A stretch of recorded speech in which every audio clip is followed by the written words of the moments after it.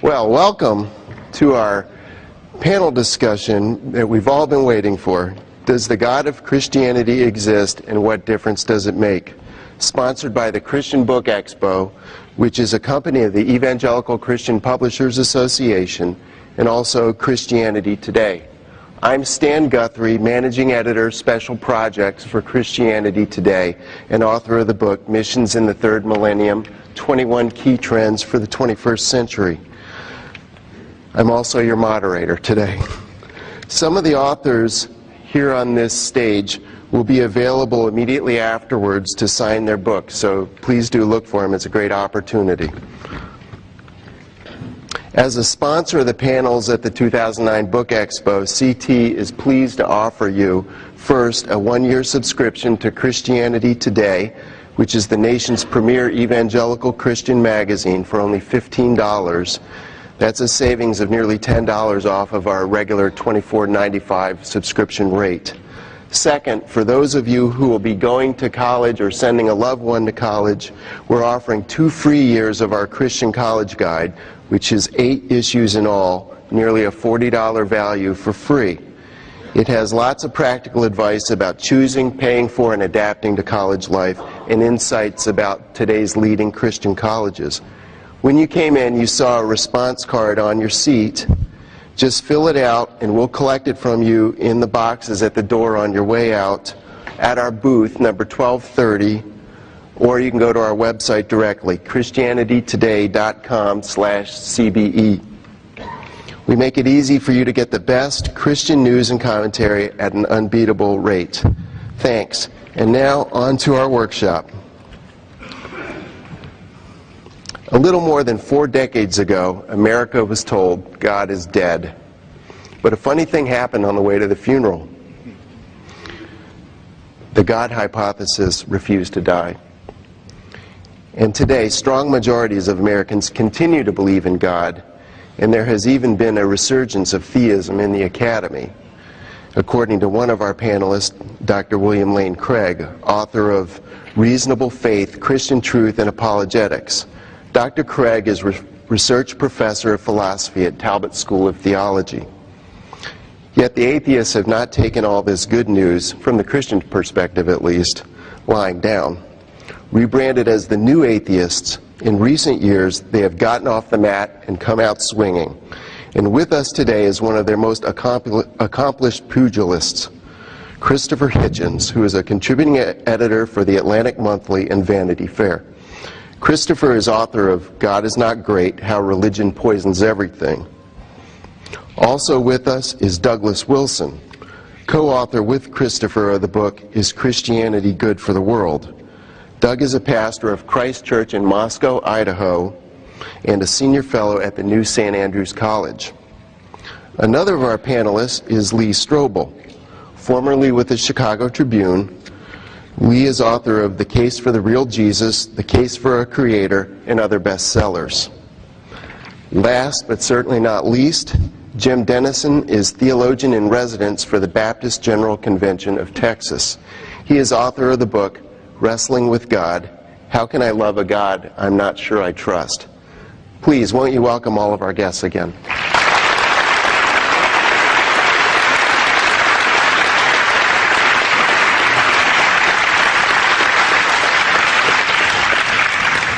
Now, panelists and audience will have plenty of time for questions later during our discussion.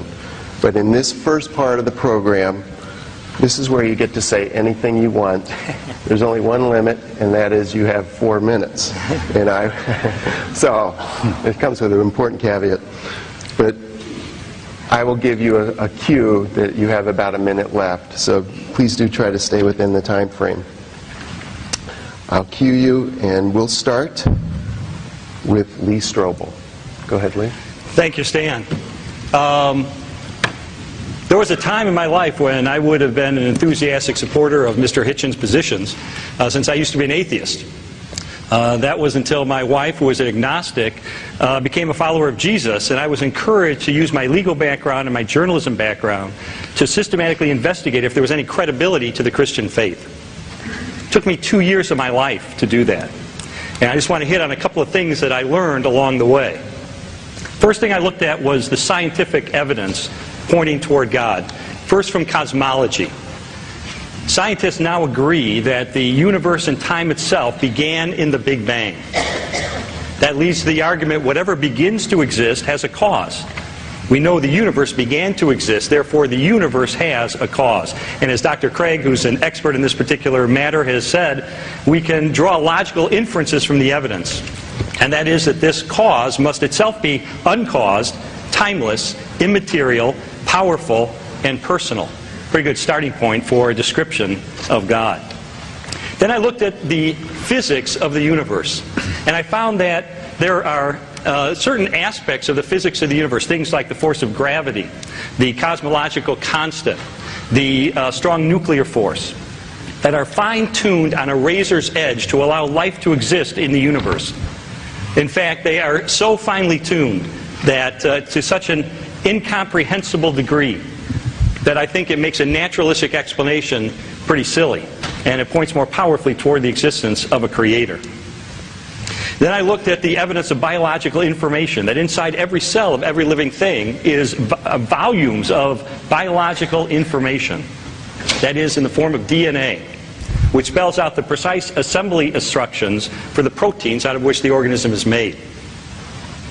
Now, it's interesting that nature can produce patterns and even complexity, but whenever we see information, whether it's in a software code, whether it's in painting on a cave wall, whether it's in a book, universally, we know there's an intelligence behind it.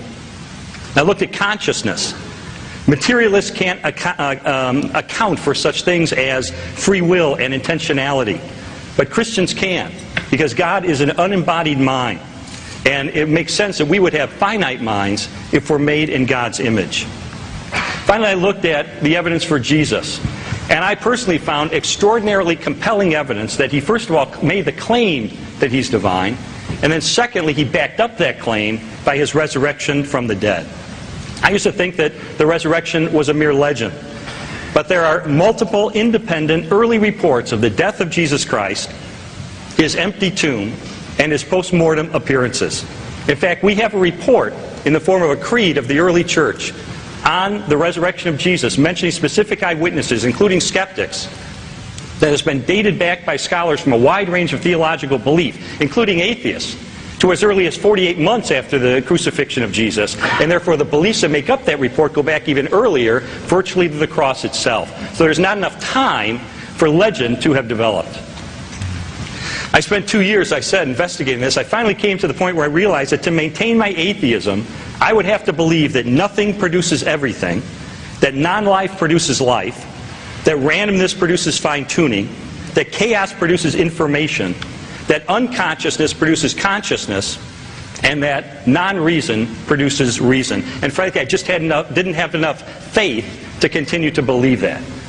To me, the most logical and rational thing that I could do was take a step of faith, not against the evidence, but in the same direction the evidence is pointing, which is a logical thing that we do every day in various ways, and put my faith in Jesus Christ.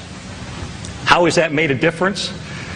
It's made all the difference in the world. Many of us could talk personally about the difference that Jesus made in our life. We'll probably talk about the impact of Christianity as a panel on the world. I will say personally that to me the idea that Christianity poisons everything is simply not true. It's something I can personally testify in that the way that Jesus has influenced my life has been positive, has been good, especially knowing that I have confidence that I will spend eternity with him. Okay, thank you.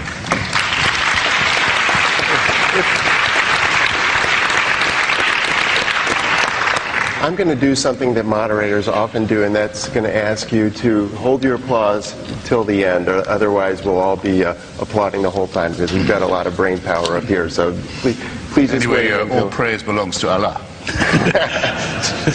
Okay, Christopher, you're next. Oh, good God. I'm not ready. Very well. My first duty, actually it's not a duty at all, it's a pleasure, is to say that when I asked my publishers, when I began this little book, please to arrange that I not just do the New York type book tour, but to go to the places where Christians were and ask them if they would be kind enough to debate with me. was one of the happiest decisions I ever made. I've been very impressed ever since by the warmth and the generosity and I won't say the tolerance because that would be patronizing, but the right spirit in which my challenge was greeted, most particularly and most early by Pastor Wilson, with whose co-authored work you will find fine bookstores are equipped everywhere, including here today. All right. Now there was another bestseller just before the First World War. Some of you may even have heard of it. It was a sensational bestseller in the English-speaking world. It was called When It Was Dark, and the author was a man called Guy Thorne. And the mise en scène of the novel is this, that archaeologists digging in the greater Jerusalem area come across a big round boulder and they roll it away, and there's a tomb behind it in the hill. And on the slab of the tomb is the really quite well-preserved cadaver of someone who has been badly scourged with a horrible whip, who's had nails driven through his hands and his feet, who has a terrible wound in his side, and who has a crown of thorns pressed down very hard on what's left of his scalp. And this is an absolutely certain discovery. Or so it is reported on the wires to the London Times, which first prints it, and then the story spreads around the world. And as the story spreads, darkness descends. People cease to care for their wives or their children. To coin a phrase from, I think, Lady Bracknell, they start doing it in the street and frightening the horses. They borrow and they don't return the money. They take money. They help themselves. There are no standards left. It's all over. Until it's revealed that this was a cruel hoax and imposture, probably a Jewish one. And the normality can be resumed. People are okay to behave well because the resurrection has not been disproved. Now, I submit to you, ladies and gentlemen, that it's puerile to think that way, and servile too. That if it could be shown, as I cannot in fact, that the story is entirely, not just partially, but entirely legendary and mythical, I believe I could get quite close to doing that. I do not believe that any one of you would start behaving worse. I don't know you, but I love you as if you were my brothers and my sisters, as I am quite entitled to do without being in communion with you. And I have the feeling you could survive that news and still be decent to your friends, and a great river of support and strength to your families, and still feel solidarity with other humans you hadn't even met, because you know that without that we couldn't have evolved, and we couldn't survive as a species.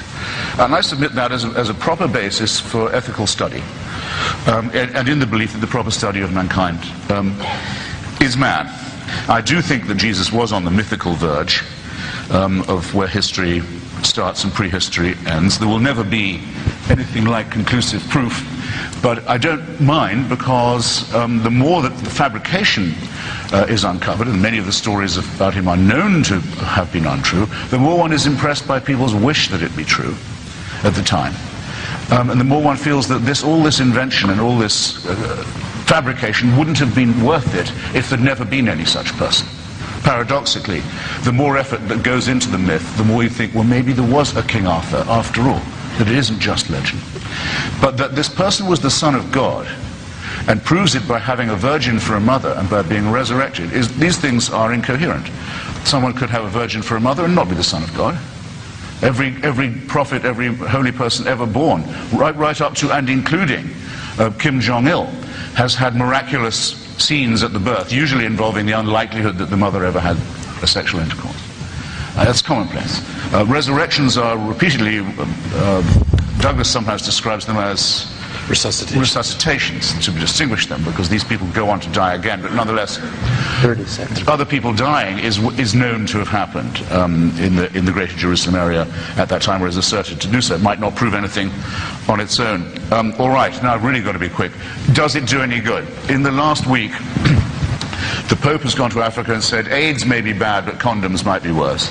The Archbishop of Canterbury has said, a man who, I don't know whether he's a shepherd or not, but he does a very good impersonation of a sheep, has said that Muslims in Britain should have Sharia law and the church should help them to install it, and the Russian Orthodox Church in Moscow has become the official church of Vladimir Putin and his new dictatorship, and has started minting icons, actual icons with portraits of Stalin in them, to sell not just in Georgia as wonder-working and miraculous objects. And these are just only the three largest Christian denominations in the world, and I'm perfectly well aware that to many of you in this room, those people aren't really Christians at all. Hands up who doesn't think the Pope is a Christian, or that the Greek Orthodox Pope is a Christian, or that the Archbishop of Canterbury is really a spiritual leader. You're not putting up your hands, but you know who you are. And the fact that there's no agreement on who is or what is a Christian or what it is to be one is not my problem, and it's not by any means the least of yours. I've just mentioned some of the others. Thanks for having me. Thank you. Don't even think about it. But you can laugh, you can cry. I try both. No clapping. Okay. Bill Craig. Okay, I want to begin by thanking Stan for the privilege of taking part in today's panel discussion, and to say how pleased I am to be on this panel with these other distinguished colleagues. A case for biblical Christianity can only be outlined in 4 minutes, so let me give you some of the reasons for why I believe in Christian theism. First of all, I think that God is the best explanation for why anything exists rather than nothing. This is the deepest question of metaphysics. And it seems to me an argument for God along these lines is valid and cogent. Whatever whatever exists has an explanation of its existence, either in the necessity of its own nature or else in an external cause. If the universe has an explanation of its existence, that explanation is God. And the universe obviously exists. From that it follows that if the universe has an explanation of its existence, then God exists. And since that first premise requires that, I think this is a good argument for God's existence that one could defend in more detail. Lee has also outlined another argument for God's existence based on the beginning of the universe, that whatever begins to exist has a cause. Philosophical and scientific evidence shows the universe began to exist, from which it follows there is a transcendent cause of the universe beyond space and time, which brought the universe into being from nothing. Lee also mentioned the third argument that I would appeal to, the argument based on the fine-tuning of the universe. The fine-tuning of the universe for intelligent life is due to either physical necessity, chance, or design. And I think it's plausible and improbable that it's due to either physical necessity or sheer chance, from which it follows that it's due to design. A fourth argument would be a moral argument that would run like this. If God does not exist, then objective moral values and duties do not exist. And by objective values, I mean values and duties which are obligatory and binding, independently of whether anybody believes them or not. I would argue, secondly, that objective moral values and duties do exist, that in moral experience we apprehend a realm of objective moral values and duties, from which it follows necessarily and logically that therefore God exists. The ontological argument, I think, is also a sound argument for God. It shows that if the existence of God is even possible, then it follows that God exists. And the idea here is that God, by definition, is a maximally great being. There can be nothing greater than God. And a maximally great being would be a being which is omniscient, omnipotent, and morally perfect in every possible world. Well, now, if it's possible that there is a being like that, it follows that there is a possible world in which a maximally great being exists. But if a maximally great being exists in any possible world, it exists in all of them, including the actual world. Therefore, it follows that God exists. So if God's existence is even possible, it follows that God exists. The atheist would have to not merely deny that God exists, but that it's even possible for God to exist. I would also then argue, as Lee did, on the basis of Jesus' radical personal claims and his resurrection from the dead, that Jesus is the revelation of the Creator God of the universe that is apprehended through the arguments of natural theology, that the best explanation of the facts of the empty tomb, the post-mortem appearances, and the origin of the disciples' belief in Jesus' resurrection is that God raised Jesus from the dead, and that therefore it follows that the God revealed by Jesus of Nazareth exists. And finally, I would say that God can be known immediately through personal experience. Philosophers call beliefs of this kind properly basic beliefs. They're not based upon deeper inferences, rather they're foundational to a person's system of beliefs. These aren't arbitrary, rather they're grounded in experience. And that's what makes them properly basic. And I think for the person who knows God, who has a personal relationship with God, the belief that God exists is a properly basic belief grounded in his experience of God. And that therefore it is both rational and justified to believe that God exists in a properly basic way. So those would be 7 arguments that one could use in defense of a Christian world and life view, all of which I think are sound and therefore cogent and provide justification for believing in what C.S. Lewis called mere Christianity. Thank you. Jim? Thank you, Stan, so much.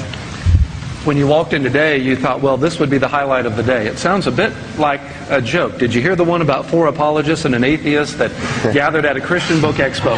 You know. I am delighted to be part of this conversation and honored for what's going to come ahead. I prepared my remarks for today as I was staring at a painting of the island of Bougainville in the South Pacific. My father was stationed on this island in World War II. 300 men were placed there. 17 survived. One of the 17 was a painter. He made 17 renditions of Bougainville and gave one to each of the survivors. I have my father's hanging in our study at home. I stare at it each day and I think about my dad's faith. Dad was a Methodist Sunday school teacher until he fought in the Second World War. He never went to church again after that.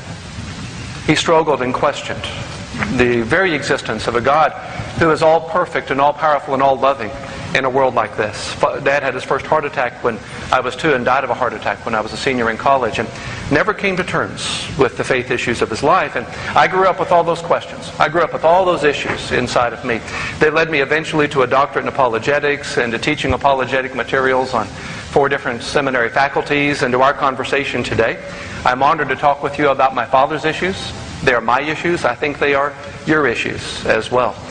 We are here today to talk about 2 questions. The first has to do with the reality of the God of Christianity, and the second with the relevance of such a God. As regards the reality of a God of Christianity, my central assertion today is going to be this. Faith in God is a relationship. All relationships require a commitment which transcends the evidence and becomes self-validating. That is the case in a marriage.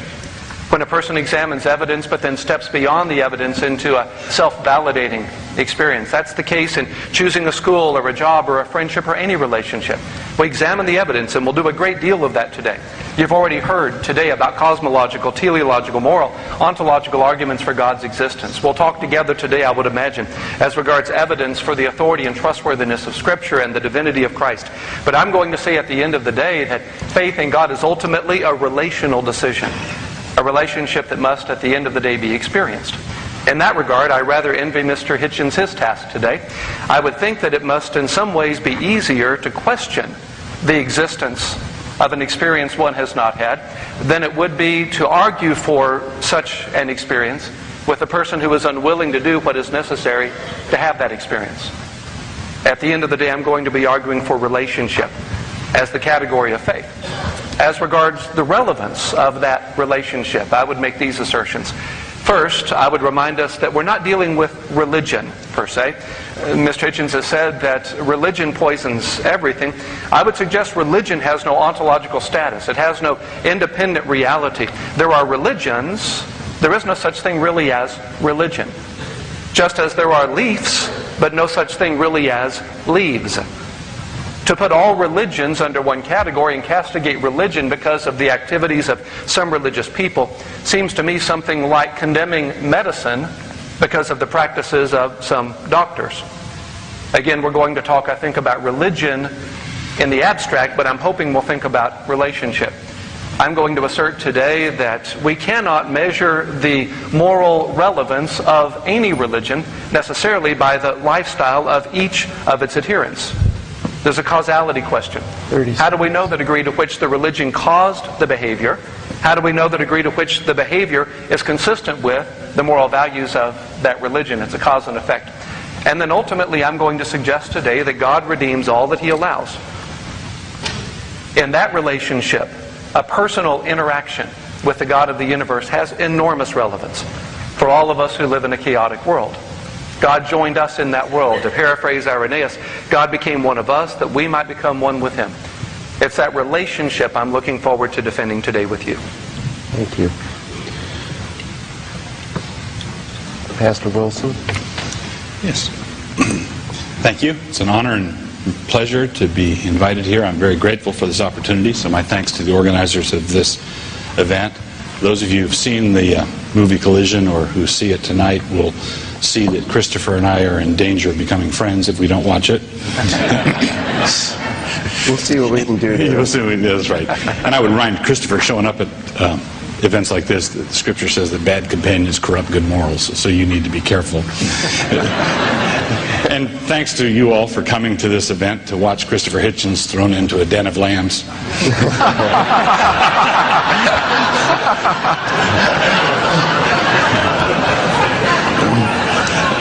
So, what I'd like to do is I'd like to address my comments at perhaps a different level. I'm in obvious sympathy with what my fellow Christians here have said and familiar with the arguments and appreciate them. But I'd like to speak on a different tier. And that, when you look up here, you see us sitting behind a table and we're all speaking and you're listening to and watching what's coming out of our heads. But if there's another thing you can do, and I would urge you to do this, and say, what are they all sitting on up there? What's supporting all of them?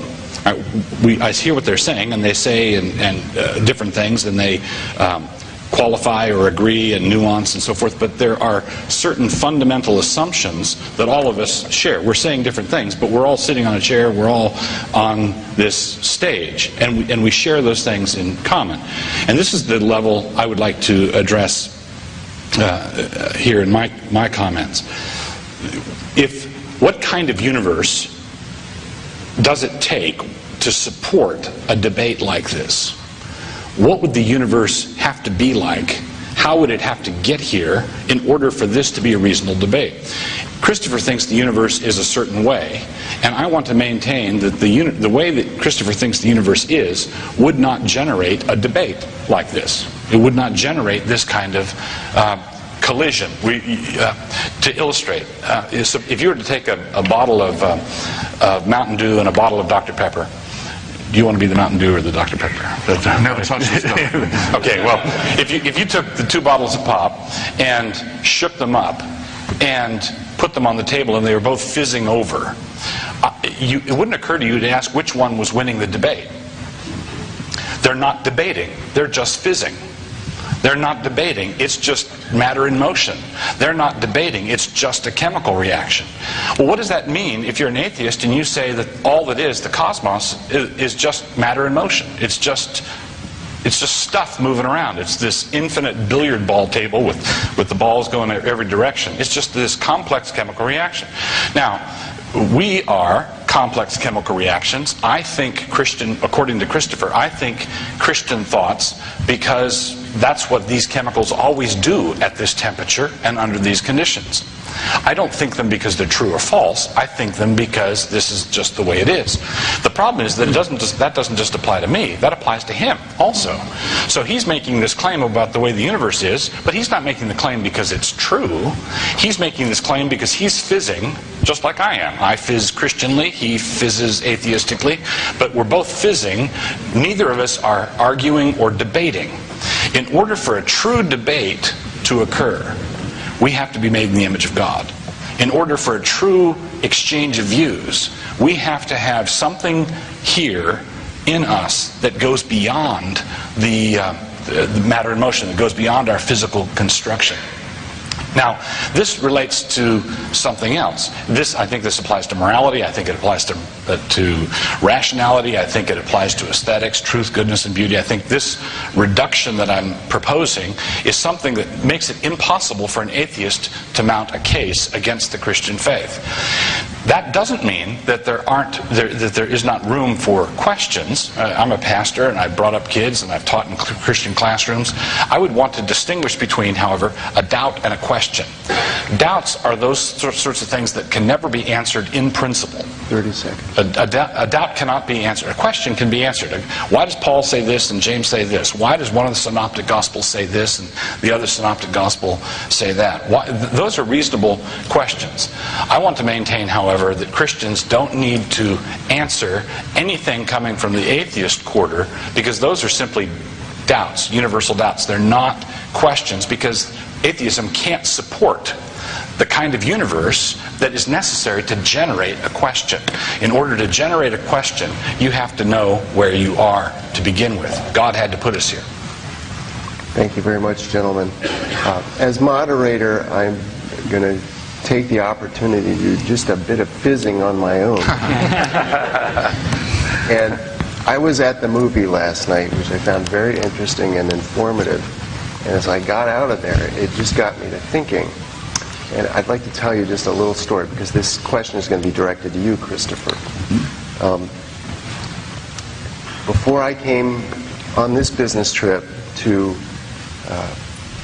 lead these panel discussions, I was in a hurry to get my bag at my office, and got a call that the car was sitting outside. And so I hurriedly went to grab my bag, and I threw myself off balance in that moment and ended up on the floor. I have a case of moderate cerebral palsy that I was born with, and it's part of my life. I got up, hoping that no one saw me. I don't think they did, but it's happened before, and it will happen again. In fact, there's no guarantee that I won't fall off this stage at some point. So you may want to be ready to catch me. I found the intellectual discussion exemplified in the movie and the books. I've read your book. It's very helpful. I love these arguments. I get into this stuff. But I'm wondering, Christopher, it seems to me that your philosophy of anti-theism is a philosophy for the strong. It's a philosophy for the intelligent. It's a philosophy for the well-connected. And my experience of Christianity is that Christianity, I do believe it's true. I understand a lot of these arguments that have been put forward here. But Christianity has something to say for people who are not strong, who are not intelligent, for people who fall down. Christianity gives people a reason for dignity, human dignity. We're all created in God's image. It gives us a reason for dignity because Jesus took on our suffering and our frailties and our sin. And it also gives us a reason for hope because He conquered death. He conquered the things that hold us down. And I know that as a believer that at some point in the future I will receive a resurrection body. And these limitations that I've had to deal with for whatever reason God has will one day be taken away from me. And I guess my question for you, Christopher, is, regardless of the truth or falsity of my beliefs, I would like to know what your anti-theism has to offer in the way of dignity or hope for those who are not as intelligent as you, who are not as strong as you, who are not as well connected. What hope can you and your philosophy give to people like me and, frankly, people who are much worse off than I am? Very well, thank you for the question, and, if I may say so, for the way in which you asked it. But just before I go to it, I can't resist Doug's lamb challenge, which is part of the... the lamb challenge is, in a way, one way one could describe your own challenge to me. You remember the movie Quo Vadis? Well, you know what I'm talking about. The end of the Roman Empire, the persecution of the Christians, the throwing of the believers to the wild beasts in the Colosseum. Family in London takes their little boy to this very exciting movie. He's been begging to see it for a long time. climactic scene comes, the arena, the Colosseum is there, the appalling scenes, the boy starts to cry unconsolably. He just can't bear it. And they take him out to the lobby and they ply him with ice cream and try and soothe him. He just can't stop weeping. And they said, "What's the matter?" "I can't tell you, no, it's too awful." Finally they get him to simmer down. They said, "What was so terrible?" And he said, "There was a poor lion that hadn't got a Christian." Now, you accuse me, sir, of being on the lion's side of this argument. I had no idea how well-connected and wealthy and strong I looked. My reply will take, if I may, it'll have to take two forms. First, I don't think that it's true, though it's widely claimed to be true, that Christianity is particularly a religion of the weak, the downtrodden, the lost, the abject, those who have been perhaps dealt a bad hand by life in the first place. What does it mean to believe that there is a divinely supervising Father who, not just that there is a creator, but in other words, not a deist belief that there must be a first cause, but a theist belief that there's someone who knows and watches and cares? What does it mean to believe that? I think it has two very disagreeable implications. One is that we are subjected all the time to a permanent, unending, round-the-clock surveillance that begins at least when we're born, some would say before, and doesn't even quit when we die. There's no privacy, there's no freedom, there's nothing you do that isn't watched over. And then you can be convicted of thought crime. You're already guilty because we know you at least were going to think about it. This is an absolute definition of unfreedom. It's what Orwell means when he says that all totalitarianism is essentially theocratic. Is this for the weak? No, it postulates a hideous strength, to borrow a C.S. Lewis term.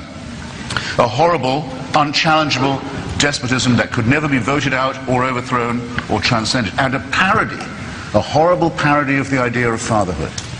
I have 3 children. They don't want me to die, but I'm damn sure I'm not going to see them die.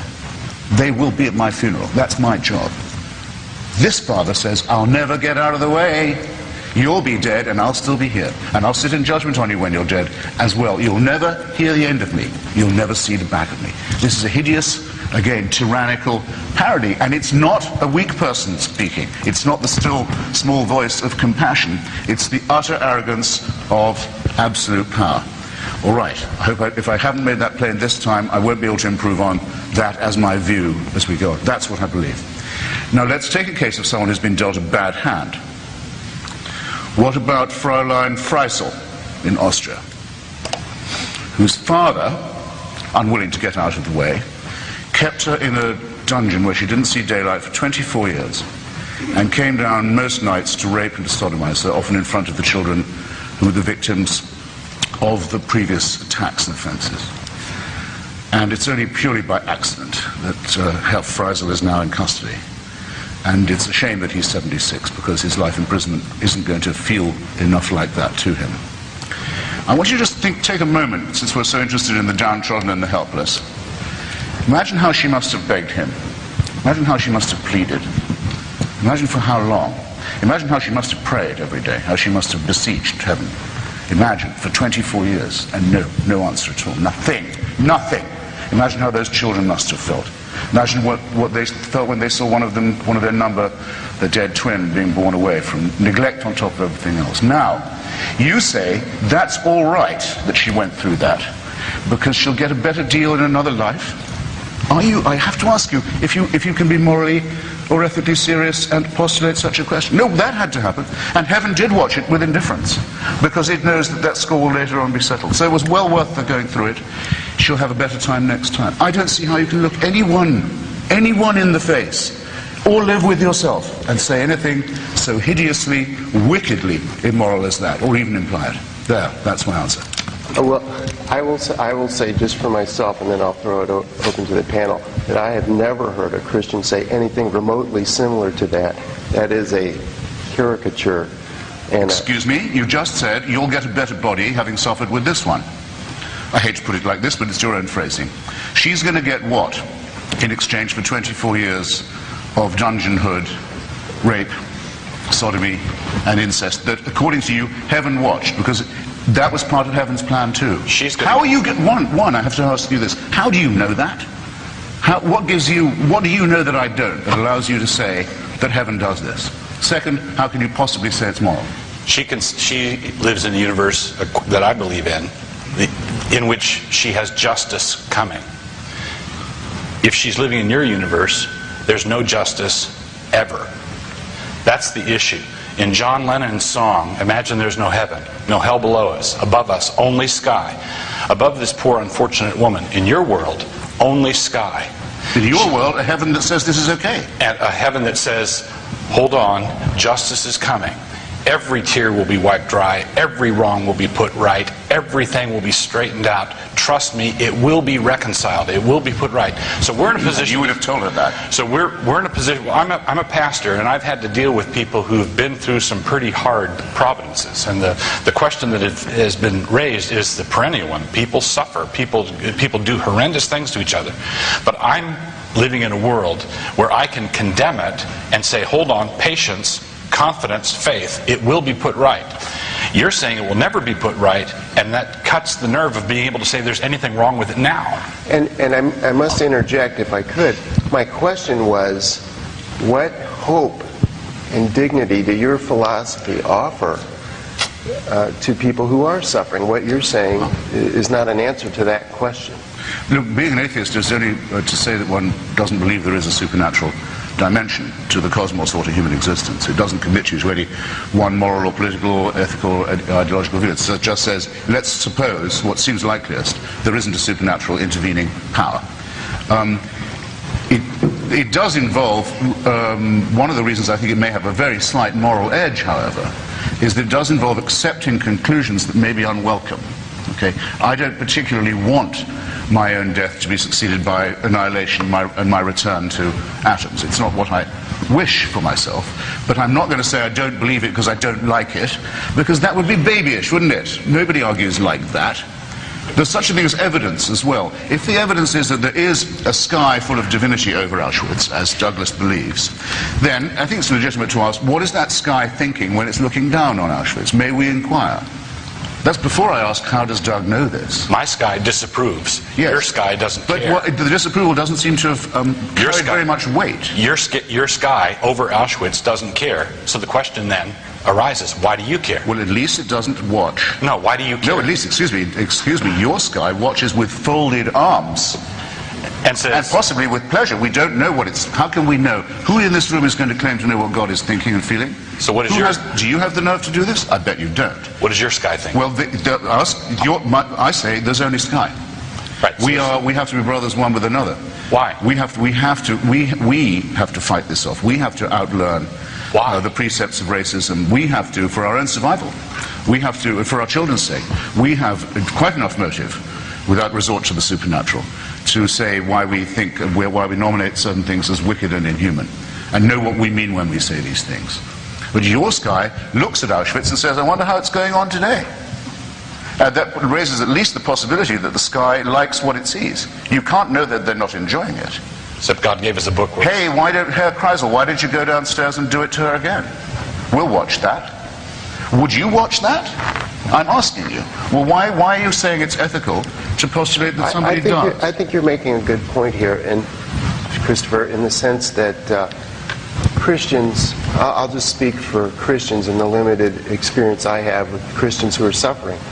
When bad things do happen to them, a very natural response is to question, God, why are you allowing this to happen? Why is this happening? Why aren't you doing something? You can read the Psalms and see that over and over, where God's people wonder what God is doing. So that is a perfectly natural response. However, I don't believe that is the... It shouldn't be natural for adults. They shouldn't say, why is heaven doing this to me? Why do they think heaven even knows they're there? Jim? It's babyish to think like that. This was my father's issue as well. If there is a God, why would he allow 300 men to be abandoned on an island and only 17 survive? It's been an issue and a struggle for me as a pastor for 25 years as well. I want God to intervene when people misuse their freedom to do horrendous things. I absolutely want God to do that. If I were God, I would intervene if I saw someone misusing their freedom to do absolutely horrendous things. So then we ask, all right, now where do we draw the line? Let's say that we draw the line that God must intervene if someone is about to misuse their freedom to commit murder. I don't want anyone to be able to murder my sons. Well, neither do I want anyone to harm my sons. So now we step the line back. Now I want God to intervene whenever anyone is going to misuse their freedom in a way that will hurt my sons physically. Well, I don't want anyone to hurt my sons morally or personally or emotionally, and so I'm going to draw the line there. I don't want anyone to hurt my sons at all, so now I'm going to draw the line there. At what point, once God starts intervening in free use of human will, does God stop intervening? The Bible tells us that God weeps, God grieves at the outrages that He sees happen among His children. I think I can answer your question, Christopher. How does God feel? God is a father. And as a father, God grieves as His children are hurting. He cries as they cry. He hurts as they hurt. If He intervenes by removing freedom, where does He stop? That's the issue that has troubled me all across my pastoral experience. And that's my response to the issue today. And if He can intervene and determine, then in what sense are we free? We're the properties of an eternal Father. That's the terminus of unfreedom by definition. There will be no, when I'm asked if we have free will, I always have the same response. Of course we do, we have no choice. You say we've got free will because we've been given it by the boss. Come on. That's hopeless. Morally hopeless, intellectually incoherent. May I respond to that? Please. By all Thank you means. very much. Thank you. The question of sovereignty and freedom is one that has troubled Christians, of course, across all the generations of Christian theology. As we understand it, Christopher, at least how Orthodox Christianity answers the question, God, because He is sovereign and absolute, wants a relationship with us. He knows that relationship of worship must depend upon our choosing worship, or else it's not worship, it's not love, it's not relationship. And so God chooses to give us that freedom and chooses to honor that freedom. It is God's sovereign choice to give me freedom and to honor the freedom that He has given me. That makes Him no less sovereign, and at the same time allows me the freedom that He has chosen as my Creator to give to me. It's the same thing parents do with their children. You know the mind of God, in other words. It's the same thing parents do with their children. When we give our children limited freedom, we give them autonomy so that they can make the right choices and they can grow into the adulthood we wish for them. But all the while, what they are choosing is within the context of our sovereignty. That's how sovereignty and freedom work together in such a way that God is sovereign, and yet we are free. So you know the mind of God. I know what God has revealed of His mind. I know how God has revealed Himself in Scripture, how God has revealed Himself ultimately in His Son, when He became one of us, that we might become one with Him. I could never propose that I myself, unaided, could ever know the mind of God. Religion is our effort to climb up to God. Christianity is God coming down to us to make Himself known to us so that He would reveal His mind to us. Thank you. I'd like to shift gears slightly. Did you want to have a... No, I think honestly, you've been very kind, I've said. Okay. I would like to add an addendum to this. It seems to me that there are two questions here that are getting blurred together. One is the existence of innocent suffering compatible with Christian theism? Or is Christian theism some way incoherent, internally incoherent? And it seems to me that Denison and Wilson have both suggested ways in which we can think of God Christianly, in which innocent suffering could exist and would be consistent with the character of God. They talked about the need to permit human freedom, and you admitted that constant intervention would rob human beings of significant moral freedom. And then they talked about justice in the afterlife, desert and punishment, that would be consistent with showing that Christian theism is coherent as a worldview, even though there is innocent suffering. That's one question. Then the other question is, but how do you know Christian theism is true? And that seems to be the question you slide to, is when they first explain the coherence of Christian theism, they say, but how do you know that's true? Now that's quite a different question. That would be the kinds of arguments and evidences that Lee talked about and that I talked about. But would you admit that if Christian theism is true, that it is a coherent view given the sorts of innocent suffering that we talked about? If you make the relevant assumptions, yes. Okay. Then it's internally fairly consistent, I think. Okay. If heaven waited until 2,000 years ago to intervene in the affairs of a species that's at least 100, probably nearly a quarter of a million years old, that let it rot for 2,000 years and then said, time to intervene, but only in very illiterate parts of the Middle East, and by human sacrifice, and that ought to cure it. That'll mean they can be claimed to be saved. If you believe anything like that, then the rest, I guess, more or less does follow. To me, it makes absolutely no sense at all. It's a white noise proposition. Now you've made me answer. I should say I have to return Doug's question to me in a similar form. He says, if I think that the world is only material, why should I care? Well, even if my children are only material, I still do care for them. Oddly enough, I seem to be programmed to do so, and for other people too.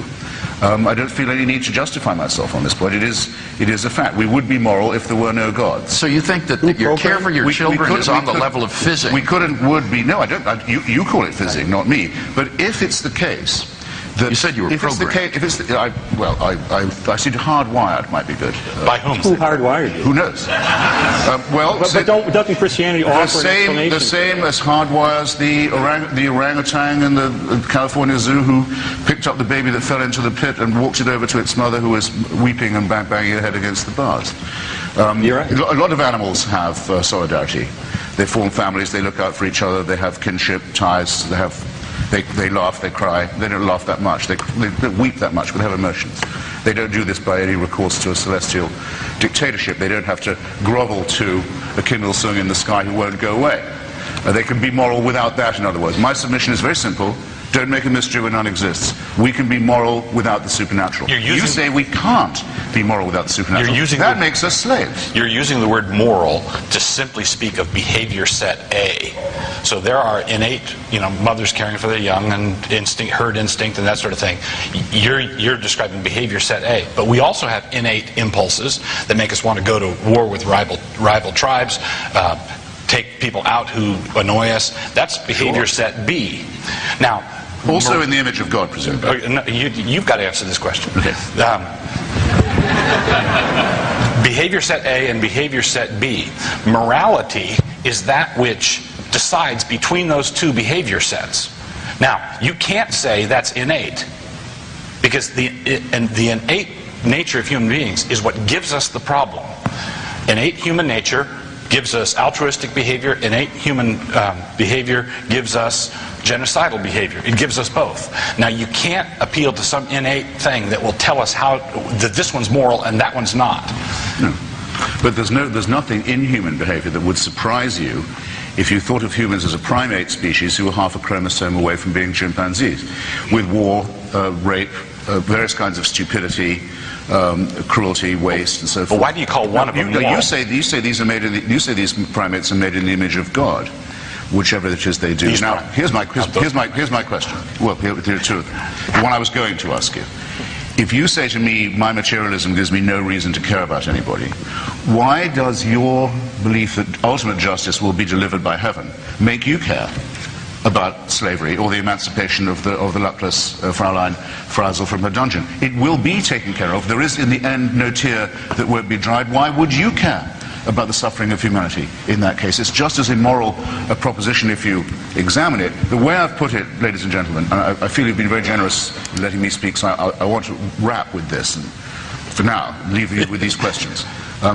Name me, if you can, a moral action I couldn't take, or a moral statement I couldn't make, because I don't believe in the supernatural. I don't believe in God.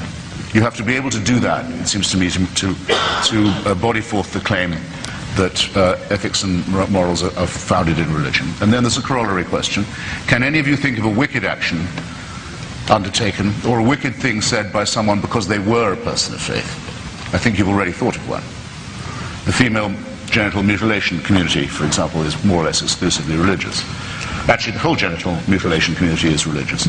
The suicide bombing community, almost entirely faith-based. You know where I'm going with this. But you can't, I dare you, no one yet from the Archbishop of Canterbury on down in any debate, or if there is any further down from the Archbishop of Canterbury, has ever been able to point out to me a moral action I'm forbidden, they stopped from making, or a statement I can't come up with because I don't believe. Yeah, you can, and there's a prize, by the way, attached. I've heard you assert this before, and it surprises me because I think it's trivially easy to name actions that on a Christian worldview view are morally obligatory, but on your view are not morally obligatory. Is that what you're asking for? No, it wasn't the question. Okay.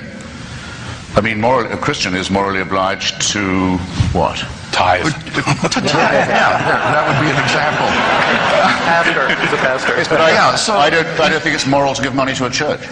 All right, so there is a moral duty that, given Christian theism, one can name that you as an atheist could not name in your worldview. It doesn't meet the conditions at all. I don't think giving money to an organization that promotes belief in the supernatural is a moral action. Exactly, but we do. On Christian theism, this is a morally Christianity is a obligatory tautology in that way. Once you accept that a human sacrifice 2,000 years ago solves all problems and leads to salvation, everything else does follow. Well, I have no doubt of it. You see, I don't understand your challenge then. The challenge, I thought, was to name an action which you as an atheist could not regard or could not also affirm as a moral obligation.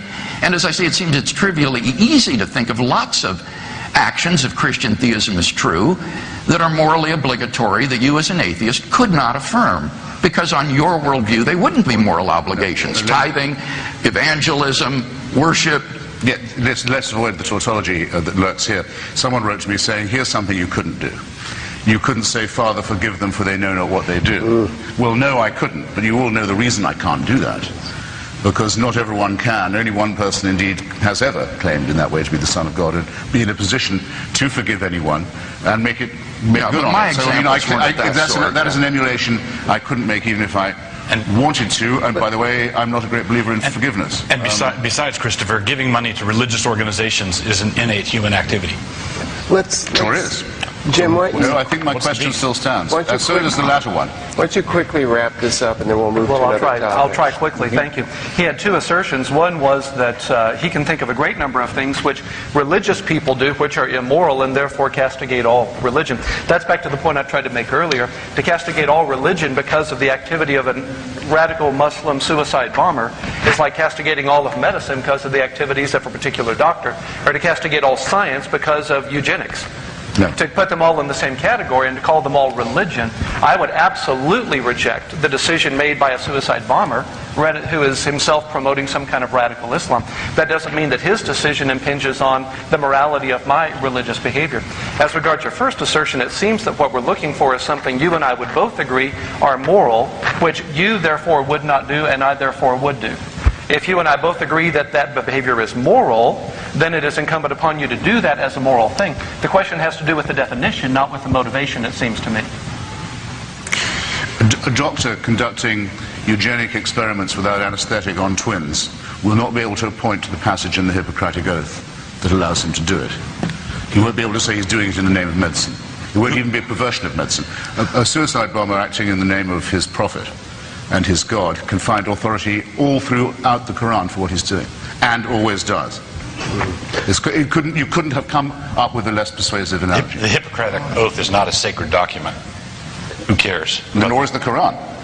Well, or do you think that it is? The Quran is thought to be sacred by those following it. The Hippocratic Oath can be followed or not by two physicians. The Code of Medical Ethics and what I describe as the Hippocratic ethos may not be considered sacred in the way that you mean the word, but it's considered to be pretty. That's why modern doctors. It's more than just a lot of bylaws. That's why modern doctors don't do abortions. We're going to move on here. I think we've all stated our positions fairly, and I think we know where we stand on that one. And the commandment to circumcise and mutilate the genitals of children is right in the Bible. And now, Christopher. I don't know why I'm picking on you, but I'm going to ask you another question. Because you can. Yeah, I'm pretty much abusing my power here. But is there any evidence that you would consider to be sufficient in order for you to believe in the God of the Bible? It sounds closed-minded to say no, doesn't it? Well, but actually, I don't think it's as closed-minded as all that. I mean, if I thought I saw a resurrection, say, I would first think I was under a delusion. I would first consult the likelihood that there was a hallucination affecting me. It's more, as David Hume puts it, it's more likely, if you see the laws of nature being suspended, that you are under a misapprehension than that the laws of nature, excuse me, it's possible I've been talking too much, have actually been suspended. If I heard voices in my head telling me that God wanted a word, I would not expect, when I shared this news with my friends, for them all to cluster around and say, tell me more.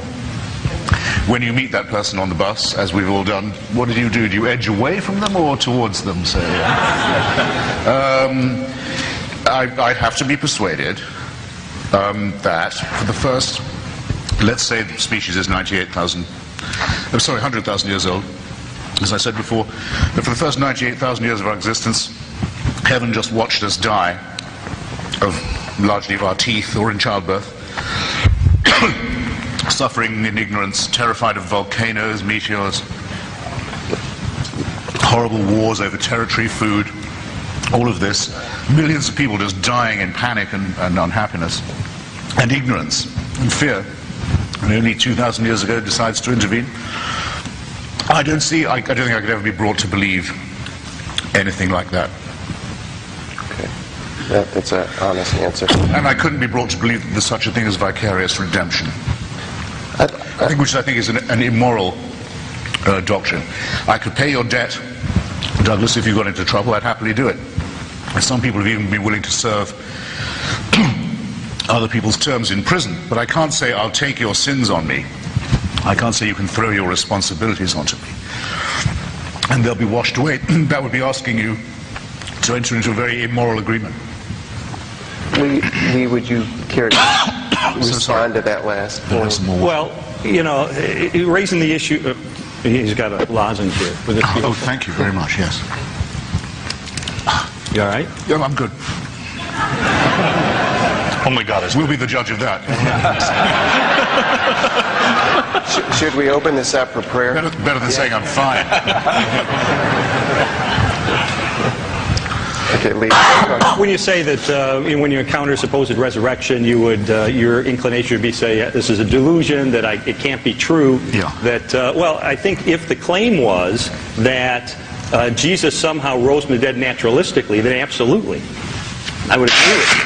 But that's not the claim. The claim is God raised Jesus from the dead. We have independent reasons that we cited, and which you haven't refuted, that point toward the existence of God. Therefore, if God exists, for God to choose to raise his son is not an extraordinary event, an ordinary event in his economy. Well, then it's not a miracle, is it?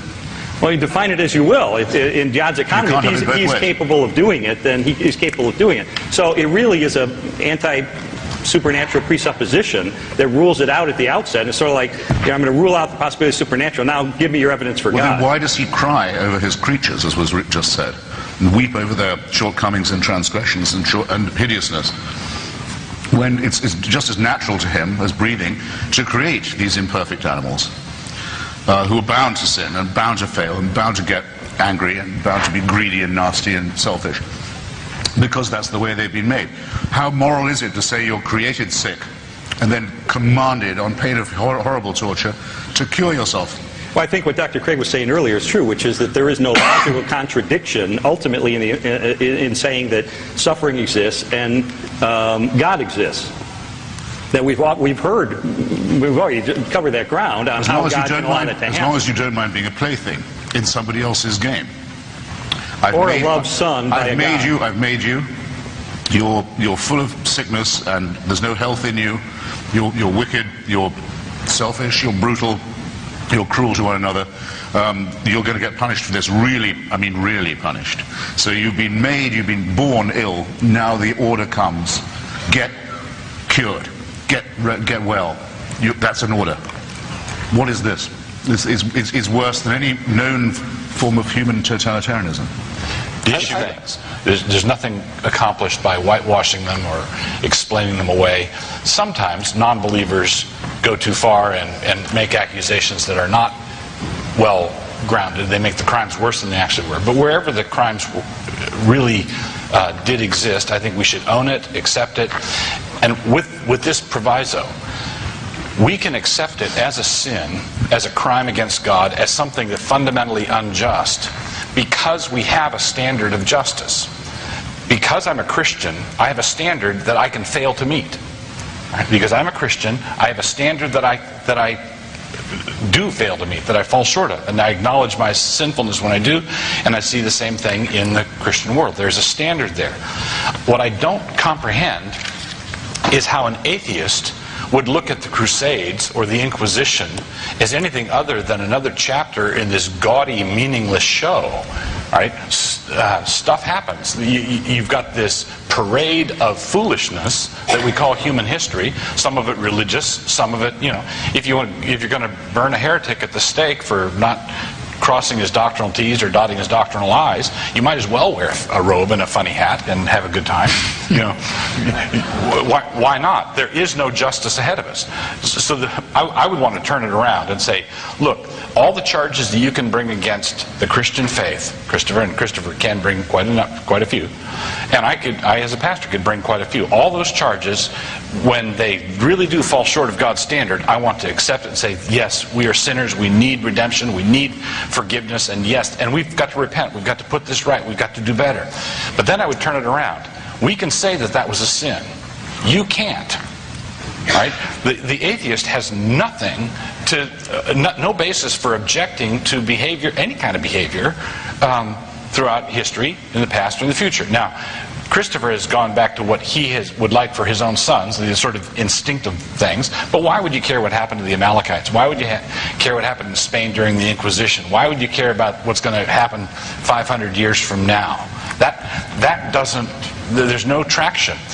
As Christians, we can look at it and say, look, God, the one who spoke this universe into existence, has told us how he wants us to behave, and I want to love him, and I want to be a faithful servant, and I want to conform myself to that. So I can condemn Christian misbehavior, and ultimately Christopher can't condemn Christian misbehavior. Thank you, gentlemen. Very helpful segment of our program. Now is the time for audience members to ask your questions. And we have, I believe, 2 volunteers with microphones. One over here. Is there another over here? Yes.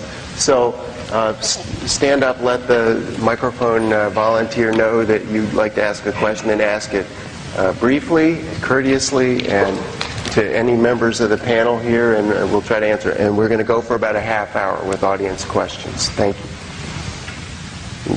I'm a psychologist in a prison, and I can tell you that there is probably no more religious population than prisoners. Practically all of them are Christians and sociopaths at the same time. Maybe one of the apologists and also Mr. Hitchens could respond to, how does Christianity move people forward morally? I mean, I understand that, that there is a moral basis for it all, but I mean, how does it really affect the people that I work with on a daily basis who, on the one hand, struggle very hard to believe in God, but on the other hand, get out of prison and continue to do terrible things? I'd like to say one thing quickly about that, and this will be it for me. Jesus said, I have not come for the righteous, but for sinners. I have not come for the healthy, but for the sick. So, on a very basic level, Christianity is for sinners, and I'll leave it there. Who else would like to deal with that? I would echo what you said.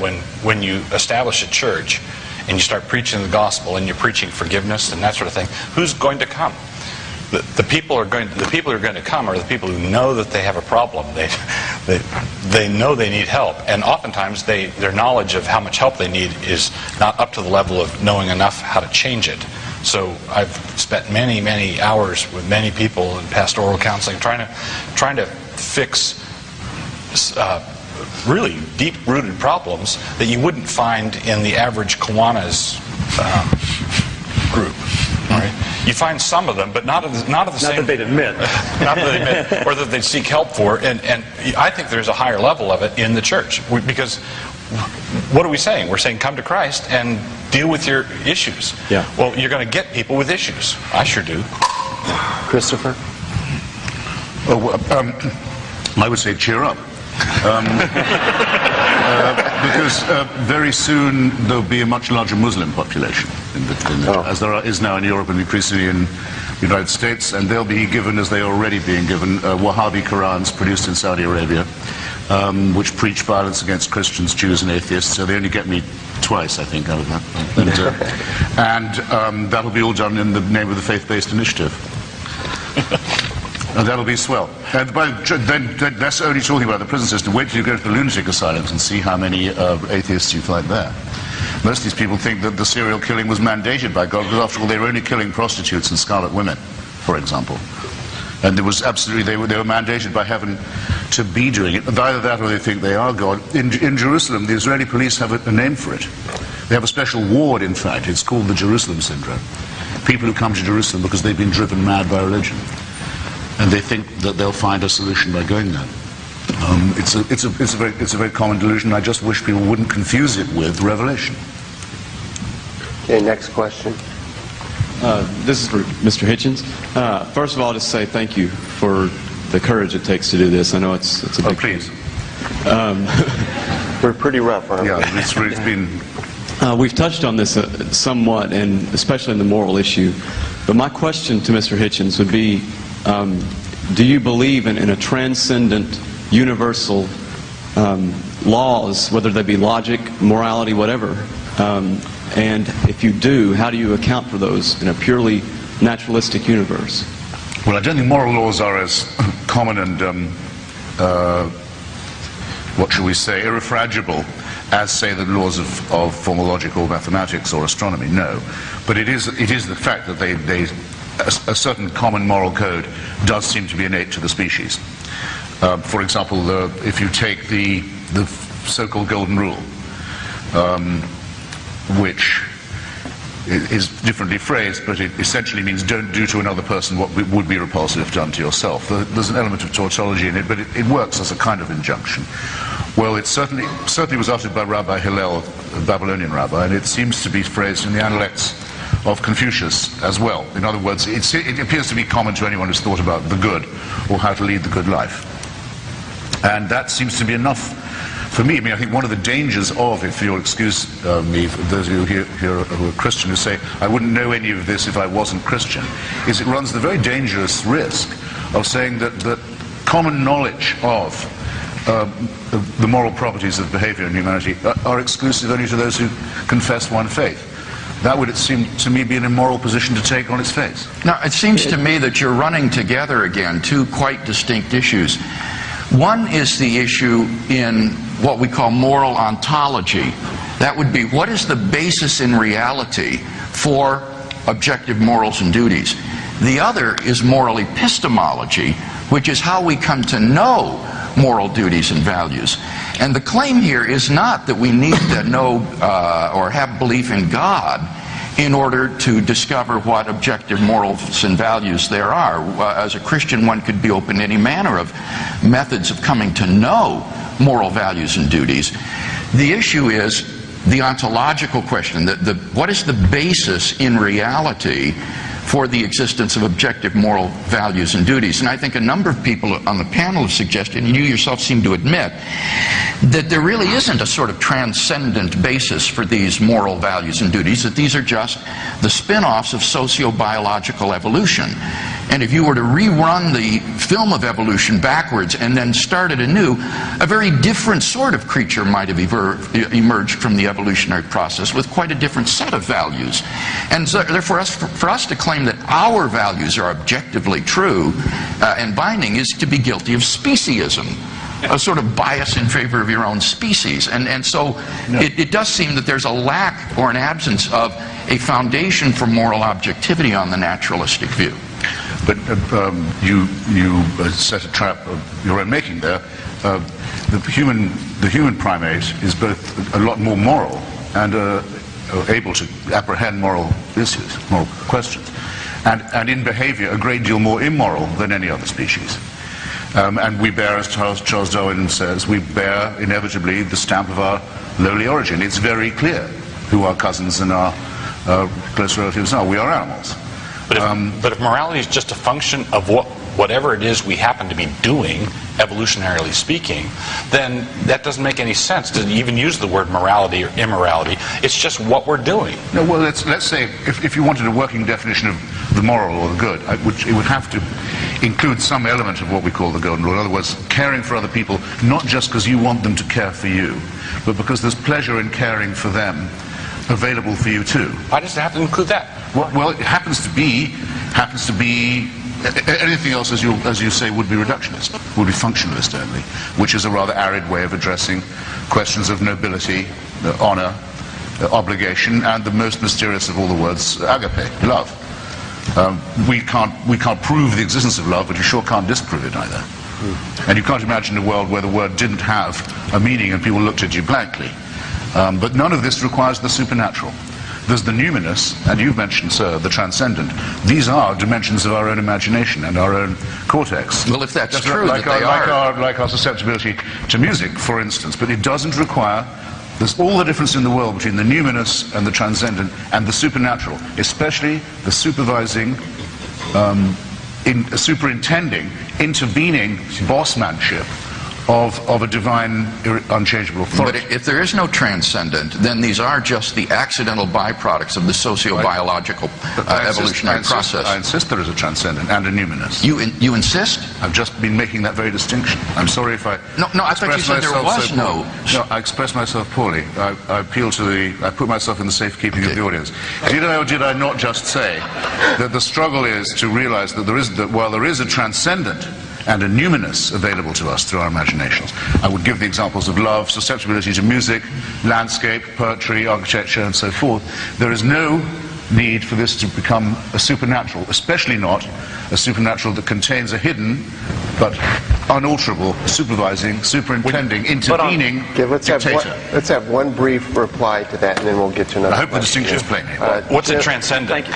Yeah, my question would be, upon what basis does the transcendent possibly come to exist, then? If he said it was a product of our imagination. It's a product of our imaginative faculty. And so we call it a transcendent. Of our imaginative faculty. Let me give you a case in point. So, Dr. Francis Collins will be known to you. Of course. And I'm sure known to everyone here, or should I say, who would I insult if I identified Dr. Collins? He's the very distinguished scientist who completed the work of the Human Genome Project. For which we're all enormously in his debt, and he's a confessing and believing Christian. And in his own account of matters, he says he's an outdoors man, and he went on a long hike, I believe it was in the Pacific Northwest, and one morning he came to a frozen waterfall frozen. There were 3 waterfalls coming down like this. Imagine this sort of fork of 3, frozen. And he said at that point, he dropped to his knees and accepted Jesus as his personal savior. Way to go. Now, I think that I perfectly understand what's being said there, though I regard it as questionable in a number of ways. What if there hadn't been 3? I'm presuming the 3 is important. Somehow with Christians it is. What if it had been 4? What if it had been 2? Would he not have accepted Jesus as personal savior? What is there about frozen water that makes you think one religion is more true than another? Would it be just as good if he'd said, I suddenly realized there's only one God and Muhammad is his messenger?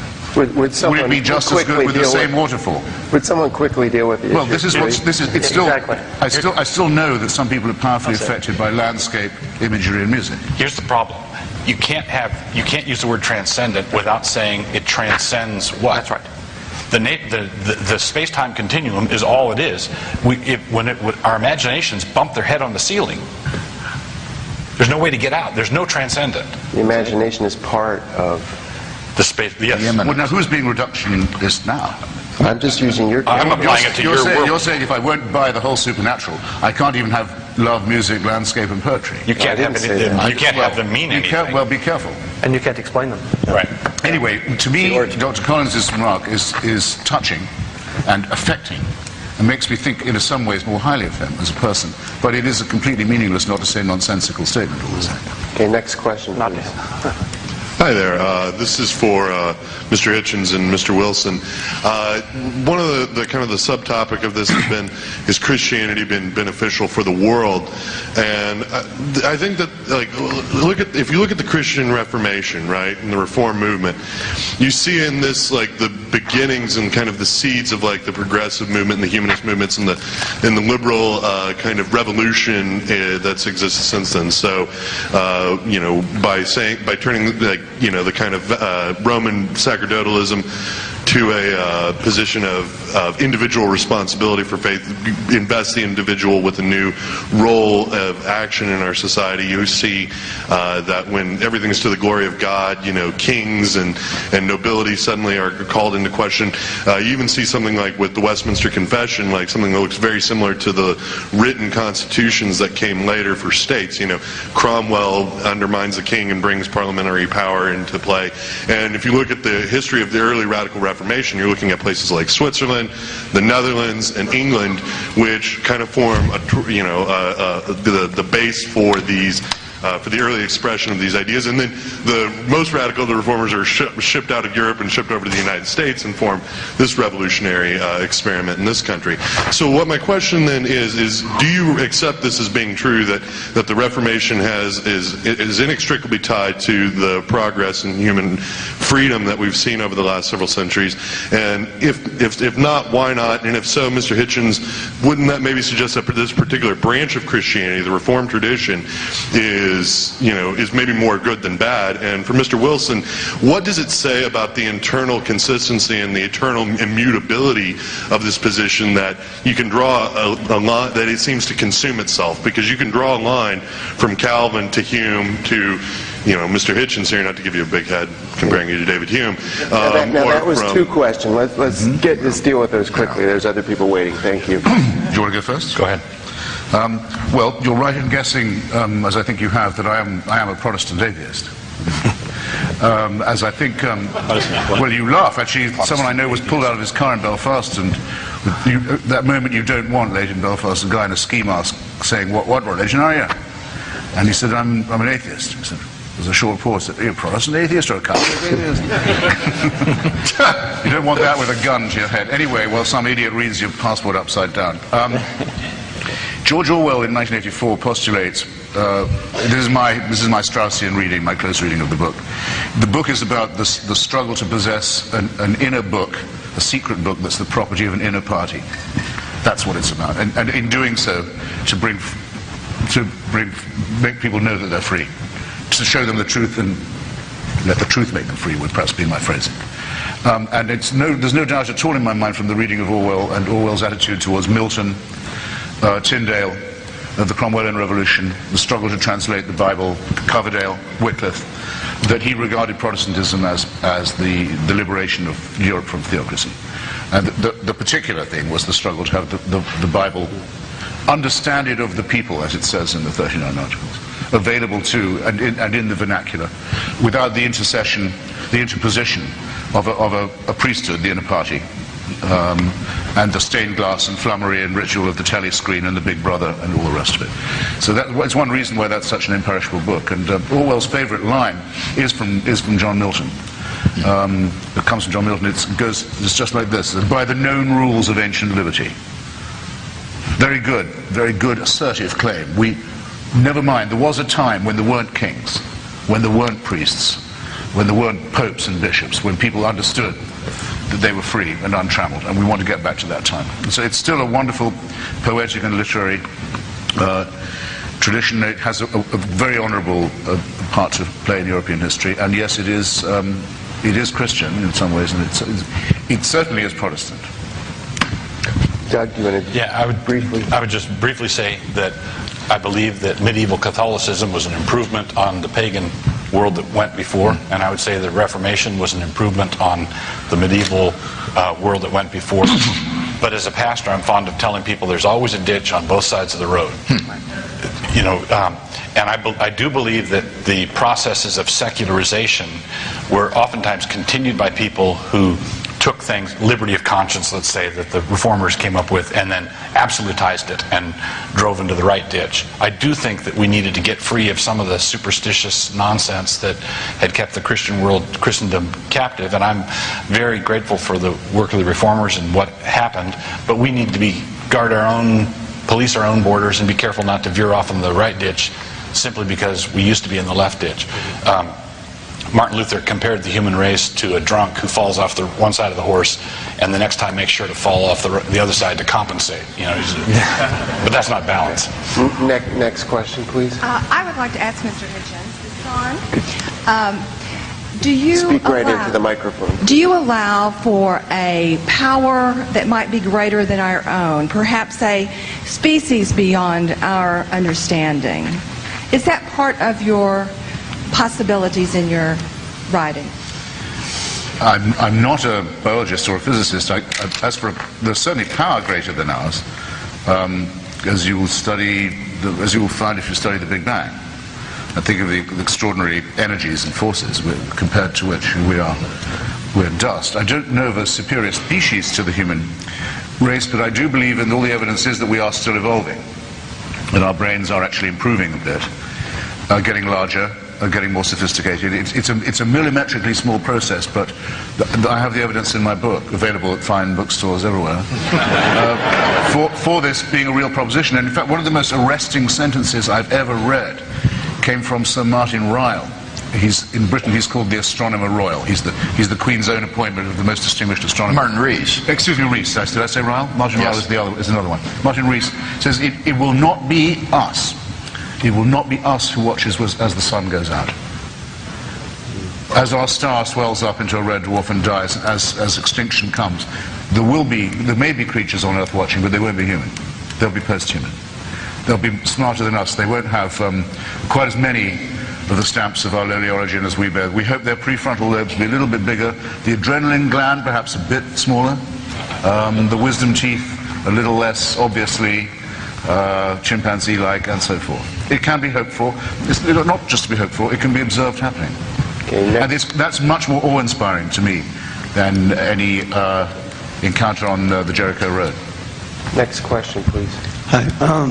Mr. Hitchens, one of the foundations of your arguments seemed to be that God created us here sick already, created us sick and kind of watches us, and as you said, maybe even enjoys us getting tortured and other things.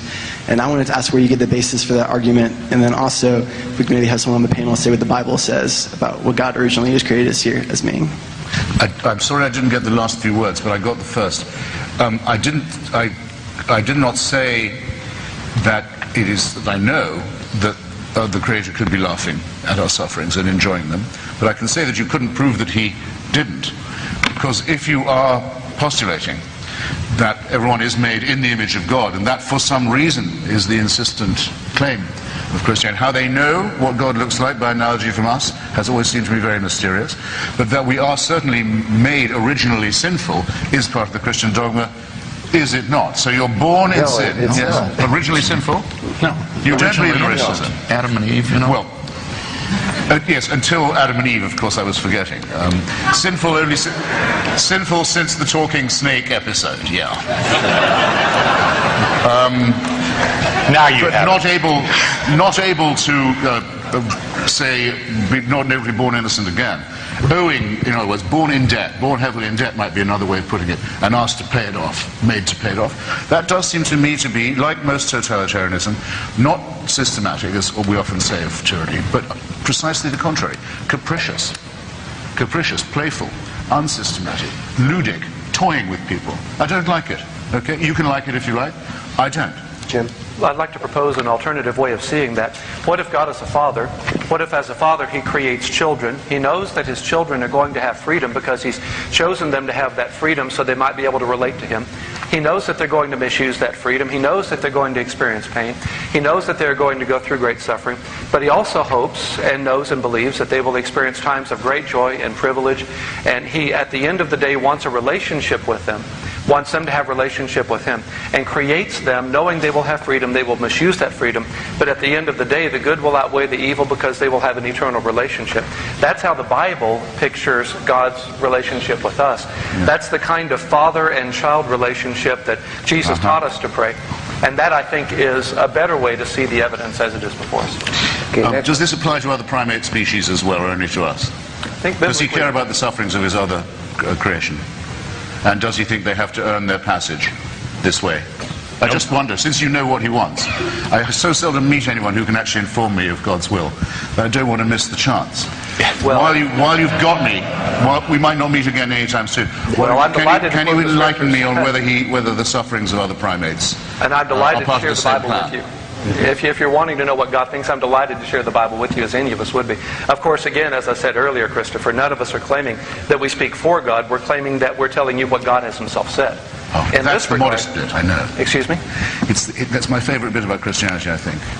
I'm so modest, I'm so humble, but I can introduce you to God's will, and I can tell you what. And what a privilege that is. Yes, absolutely. What a remarkable And privilege. with what humility you offer it. And we would be glad to share that with you today. I know you would. I know you would. Quick, boys, lay hands on him.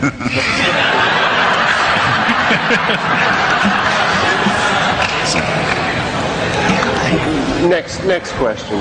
For Mr. Hitchens, you alluded to how the human species is 98,000, 100,000 years old around there. I'll be interested to see where you get those numbers if you can. And you said that how it was kind of like for 98,000 years we were kind of running around into volcanoes and didn't know what to do, and then a couple thousand years ago God sent His Son. The Bible seems to look at it differently in that since as we can both agree, I'm sure that Adam was the first man, that it's a joke, yeah. That since then that God has been pulling us to Himself, that He has been redeeming us. He, with like the 10 Commandments, there was a covenant, and then we would break that covenant, and then there was covenant renewal. He would give us another chance, and then we would break it, and then He would give us another chance, and that's been kind of the cycle. And so He sent His actual Son and gave us, that's why when Christ said that I give you grace upon grace, that the law was actually grace for all those years. He was showing us the way to Himself. So to pose in a question, if God has indeed been calling us to Himself the entire time, didn't just leave us to ourselves, how does that strike you? And for Mr. Strobel, is the Bible true as a rebuttal? You asked first where I get the figures about how long Homo sapiens has been on the planet. I've asked this to Richard Dawkins and to Dr. Francis Collins. They would say the minimum we can say there's been independent species of primate, Homo sapiens, us, is 100,000 years. Dawkins thinks it could be as high as 250,000. There isn't enough archaeological evidence. 200,000 seems reasonable. I take the low figure because I think I only need 98,000 years worth of paternal neglect, followed by human sacrifice in an illiterate part of the Middle East as the redemption, to show that there's something wrong with the plan, or so some would put it, the design. And that, as with everything else you just said, it would have to be someone who was very playful, very capricious, very willing to allow long periods of total indifference. Very much like someone who probably is made in our image. In other words, and may not be an accident, just like us, just like we might be. It would be cruel, indifferent, incompetent, and with a warped sense of humor. By what standard? I can feel anthropomorphically related to this guy. I would like someone, one of the Christian gentlemen on the panel, to respond to Mr. Hitchens' repeated citing of 98,000 or 200,000 years. What is a Christian response to that argument that God was just sitting on His hands for? Well, I think one of the things we know from Scripture that the atonement was an event that went retroactively and in the back and in the future. How convenient. Well, yeah. Gee, it may be designed by God. It was something that, because we can see in the New Testament the references to people from the Old Testament who are redeemed. So we know that it acted retroactively. And so I think people who you're saying are completely lost in that for that period of time, if they indeed were, made in God's image, I don't know, various theories about when and how that happened, would have had an opportunity. I'd like to just throw something in briefly about that. And one of the things that struck me in recent years as I've gone on with Christ is that I'm learning more and more what I don't know. And I'm beginning to learn that there's mysteries that I won't have all the answers to on this side of life. I just won't. And that is probably one of those questions that I just don't know. But like Jim has said, faith is a relationship, and so I'm able to trust that person even though he hasn't provided grasping me with all of the data that I would like to have this side of eternity. Stan, if I could add something very quickly at that point. The Bible is a practical book. We live in a speculative worldview. You and I inherited a worldview from Plato and Aristotle where non-contradiction is the test for all truth, and we're fascinated by speculative questions. How long have we been on the planet? How long has Homo sapiens existed as a distinct species? How long ago did God create the world? When will the Lord come back, if you believe in the second coming? We're fascinated by such speculative questions, none of which would change our lives in the present tense today. The Bible's a practical book. It's written in Hebraic mindset, which is very interested, intensely interested in practical issues in the here and now. And so when we ask the Bible what happened to the dinosaurs and don't get a good answer, we can be frustrated that the Bible doesn't answer every speculative question we ask. But if you had the answer, that it was a meteor that landed in the Atlantic and created some kind of dust cloud that created an ice age and killed the dinosaurs, what would that do for us on this Saturday? If you ask the Bible practical questions as opposed to speculative questions, now you're asking what it intends to ask. It's like using a cookbook to repair a car or trying to play tennis with a football. That's just not what it's made for. Most of the criticisms over the years that I've been involved in Christian ministry that I've seen come against the faith are speculative questions asked of a practical book, such as, how old is the earth, or how old is human race, and why did the Lord wait until 2,000 years ago as we understand things? Back earlier, Christopher had said that it would be a wrong position to say, I don't believe something because I don't like it. And yet at this moment in time, that seems to me to be a position that's being taken. I don't like the fact that we would be here for 98,000 years, let's say, and yet the atonement would occur 2,000 years ago, and so I therefore don't believe it, because I don't like it. Oh, excuse me, that's not in being in denial at all. It's what I said was what you would have to believe. And I say I don't think under any form of persuasion I could be made to believe that. But why not? I don't like it because it's not nice. It happens not to be very nice. But that's not the ground of my objection. But why else don't you believe it? Except that you don't like it. I think it's in the highest degree improbable that that can be squared with the idea of the benevolent Father. But what you're doing is you're saying it's improbable because you point to a storyline of 98,000 years and 2,000 years and so forth. And what we're saying is that Christian theology is narratival. It's creation, fall, flood, the Messiah, and the eschaton. There's a last chapter. Yeah. And you can't be reading through the Lord of the Rings and be halfway through the Two Towers and say, you know, I've had it up here with Gollum, and throw the book against the wall. Actually, that's just what I did. I might have guessed that you did that. That's just what I thought. The hell with this. I have a question related to this timeline issue. You mentioned what will eventually happen to the Earth when the sun becomes a red giant and incinerates the planet, and there will be a very different sort of creature existing at that time than what we see today.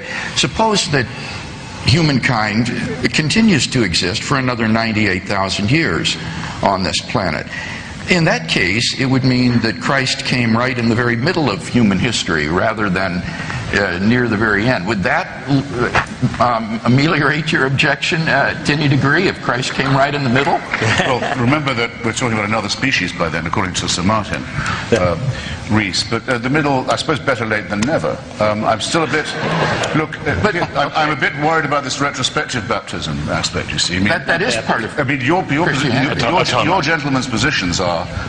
you gentlemen's positions are unfalsifiable. I can't, having made this point about the missing a minimum of 98,000 years, that's all right. It's been taken care of over the shoulder. How we know this? There's really no way you can prove that to me. I mean, I'm a Navy brat. I was brought up in Portsmouth, and there's a famous story about a young cadet being examined for his master's certificate, and I was told, have I got time for this? Well, I was just going to say, we have time for one more question, and we'd have your closing Maybe I could probably skip the Matelot story. It's good. It's a good one, though. You can ask me at the bookstore. Just take it on faith. Maybe you'll come back. So one more question, and then we'll allow our panelists to sum up. Go ahead. Chris, we deeply admire you for your willingness to stand up here with the other minds on the stage and with an opposition view, and I think that's to be greatly admired. This question is specifically for you, and I believe you're probably familiar with this verse. In John chapter 14, verse 6, it says, Jesus says, I'm the way, the truth, and the life. No man comes to the Father but by me. And the evangelical view of this is that Christians, those who believe in Jesus Christ died for us, are going to heaven, and those who don't go to hell. What is your opinion of Christians who believe that statement, but don't try to evangelize to others? But don't try to evangelize to others. Yes, those that don't try to share their faith, but believe that those who don't share the faith go to hell. Well, my attitude towards someone who says, I have a meek and mild Savior for you, and if you don't like it, you can burn forever and be tortured infinitely, is the same whether they keep it to themselves or try and pass it on to someone else. The person who believes that is a wicked and delusional idiot. Do you really believe that about all Yes, the many I do. people? And I shall simply have to say, as someone who is a beneficiary of a birthright of liberty in two free countries, one of my birth and one of my adoption, that I decline to be spoken to in that tone of voice. I will not be told, I have a supernatural offer for you. You can be redeemed if you believe just in me. And if you don't like it, you can be tortured forever. I won't be talked to like that. That is the language of fascism and dictatorship. And it's directly immoral, and it's a very great relief to know that it's completely mythical, that there isn't a rag of truth to the story. I'm glad that you have the freedom to say your beliefs, and I'm glad I live in a society where I have the freedom to share my beliefs as well. And now if we could... discriminated against. I asked, and maybe I had a question, but I'm like you, I can't stand very long. And, well, why don't you ask a very brief question, because it's time to sum up. Why did you do it sitting down? Go, give him the microphone. Because I don't have a microphone. Well, if he's hurting, he should be sitting. It seems to me we got way off base here. This gentleman started off with, this thing was about the existence of God. And all I've heard is morality and lots of psychobabble and religious babble. And my question is simple. I haven't read your book, didn't know anything about you until I saw your picture in the paper. But with the precision with which the universe does revolve, which is very precise, if it gets off a little bit, we're done. And I'm not a scientist. The complexity of the human body is so complex. Given 5 billion years, if we were here, do you really believe that evolution, the Big Bang, and the degree with which the universe revolves could just happen? Do you really believe that? I've noticed there's a big tendency lately, it's called the fine-tuning argument, to impress me, or to try and impress you by saying, look how nearly nothing happened at all. Look how nearly it was all a complete failure. I've failed completely to see the force of this argument, either scientifically or by analogy. Here's the situation. Edwin Hubble, as you know, discovered that the effect of the Big Bang was that the universe was exploding away from itself at a faster rate than had been thought. But it was going very quickly indeed. It's called the red light shift. Most people thought that if only for Newtonian reasons that would go on, but the rate of expansion would slow. It just couldn't possibly keep going that fast. Lawrence Krauss and other very distinguished physicists have shown relatively recently the rate of expansion is going up. It's burning away from itself faster than it was before. So very, very soon you won't even be able to see from the red light shift what the evidence of the original Big Bang was. We were lucky to catch it while we could. It's going. And in the meantime, so a lot of wherever the something came from, there's a huge amount of nothingness headed our way at warp speed. And in the meantime, if you want a smaller example, just look at the night sky where you can now see the Andromeda Galaxy almost without a telescope, headed directly on collision course for us. That's coming. Who knows which will happen first? A lot of nothingness. A lot of nothing. No, a lot of not. Well, look, where's if all this? You've got all this somethingness. I'm going to have to tell my Navy story now. But how does this? It's directly relevant now. You can tell that in your closing statement. How does this refute the fine-tuning argument? Since the cosmological constant, which drives the acceleration of the expansion of the universe, has to be fine-tuned to 1 part out of 10 to the 120th power in order for us to exist. Then let's take an even smaller case. I mean, I was doing just the suburban one of the Andromeda Galaxy that's headed for us. Take our own just tiny little village, the solar system. Of all the other planets in the system, all of them are lifeless, except our own. Either because they're much too bloody hot, or much too bloody cold. And that's true of large tracts of our own planet as well, which are on a climatic knife edge, as we have good reason to know, and we're studying more and more, and threatens us with extinction relatively swiftly. And if we were to become extinct, all we would be doing, well, not all, but one of the things we'd be doing would be joining the 98.9% of all species ever created on Earth that have already become extinct, as we very nearly did in our very early days in Africa. So, some design, and some tuning. It's basically an extinction racket, a huge lottery in which most people and most things lose, and in which we are fated and slated to do so. So, since you're, it seems to me that simply expressing continual thanks and gratitude for this, and retrospectively conferring baptism on the people who died before they knew that we were all going to go extinct, is nullity defined. Okay. Thank you all for your questions. I'm sorry we didn't have more time for more. Now it's time for our closing statements. We're running a little bit behind, so I'd ask each of you to take 3 minutes to sum up for us and leave us with something to chew on. We'll start this time in this order. We'll start with Jim and work our way down that way. So go ahead. Thank you. Thank you, Stan, and thank you, each of you, for joining our conversation today. I am especially grateful for Lee. He and I have been friends for years, and I'm so grateful for his work in ministry. And I have watched Dr. Wilson and Dr. Craig with great gratitude and have profited from what they have done. I have enjoyed immensely my reading of Christopher Hitchens prior to his writings on religion, and have found him today to be exactly what I expected. I expected him to have humor. I expected him to be insightful and bright and brilliant, and it has been an honor to do this with you, Christopher. Thank you. And you're very good. Thank you. Well. 3 points I would make by way of closing that seem to me to be part of the issue that has been discussed for 2 hours as we have looked at the reality and the relevance of the God of Christianity. First has to do with the uniqueness of the atonement. It continues to bother so many people that Christianity would claim that Jesus is uniquely the way to God and that his death 2,000 years ago is uniquely our hope. My mother suffered from colon cancer a number of years ago. There was one particular chemotherapy that saved her life. We were not frustrated that we didn't have 29 options. We were grateful for the one chemotherapy that was effective in combating the disease that would otherwise have killed her. Jesus is the only person ever to have died on the cross to pay for our sin. The only person ever to take our place. That offer is available to all of the human race. It's not a problem to have only one key as long as that key opens the lock. It's not a problem to have only one road as long as it leads all the way home. The uniqueness of the atonement is that God loves us and has made possible his love for us through Christ. A second point I would want to make returns to the distinction between Christianity and religion. Again and again today for these 2 hours we have discussed the problems and struggles of world religions, and I continue to want to say Christianity is not religion, it is relationship. And to condemn Christianity because of the excesses of other religions is simply patently unfair to the Christian faith. My last point that I would make would be, and I was fascinated to hear this before, that Christopher had said that he did not understand really what it could be that would persuade him against his atheism or away from his atheism. Antony Flew years ago made an argument against Christianity that it was not falsifiable. That in fact no argument could count against Christianity, which made it meaningless speech.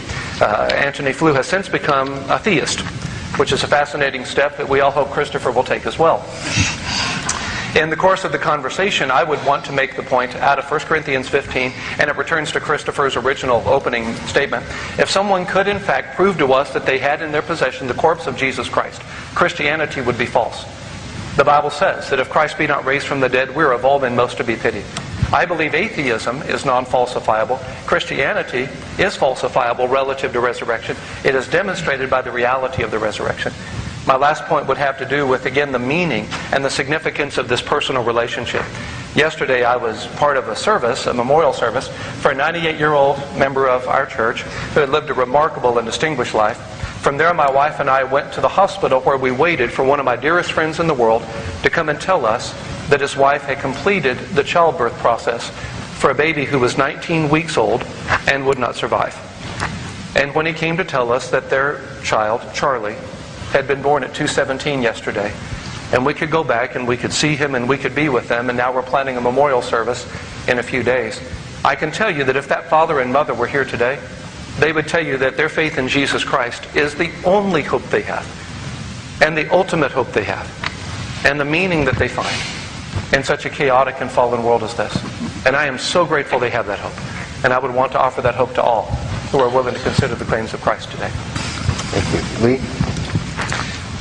I have to say I share this gentleman's frustration a bit because, and I share it not only in terms of today's discussion, but also in terms of reading books by Christopher, or his book God Is Not Great, and some other books by some militant atheists recently, that we just kind of refuse to deal with the kind of affirmative arguments for the existence of God. We refuse to wrestle with those, refuse to respond to those, and instead kind of, it reminds me in a court of law, the trial lawyers will say, if you got the law on your side, then argue that. If you've got the facts on your side, argue that. Otherwise, argue the opposite. Well, he doesn't have the facts on his side in terms of the evidence that points toward the existence of God. And so we kind of have focused a lot on various permutations of the pain and suffering issue in various ways, for which there is a theistic and a Christian response that's been articulated, and I think makes sense. So, I would encourage some further discussion at some point about these arguments that stand unrefuted. I mean, the fact that they, Christopher said a minute ago, he said there's not a rag of truth to Christianity. Well, that's a statement, an opinion. That's not an argument. That's not evidence that points to something. And, I would challenge anybody to transcribe his response to the fine-tuning thing and read it on paper and see if that makes one shred of sense. In terms of answering the ultimate question of the fine-tuning of the universe. You talk about dysteleology, and we can get into that. There are answers for that sort of thing. So I think my frustration is, as someone who had been an atheist, and being persuaded that the Christian case is a better explanation of the universe and our life, to hear some, at some point, writing a discussion really wrestling with these classical and I think evolving in terms of getting sharper with the fine-tuning argument and cosmology, increasingly potent arguments for the existence of God. Thank you, Lee. Doug? I thought of one thing in this last question about the complexity of the human body. If you want to be an unbeliever, you can always spin it that way. My brother-in-law had a professor in medical school who was an atheist and unbeliever, and his reason for atheism was, he said, the liver is so complicated God couldn't make one.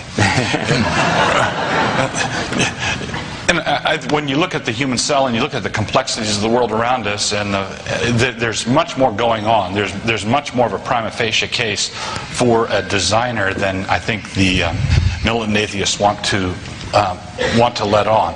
The center of my closing remarks, I'd like to address speaking for wicked, delusional idiots everywhere.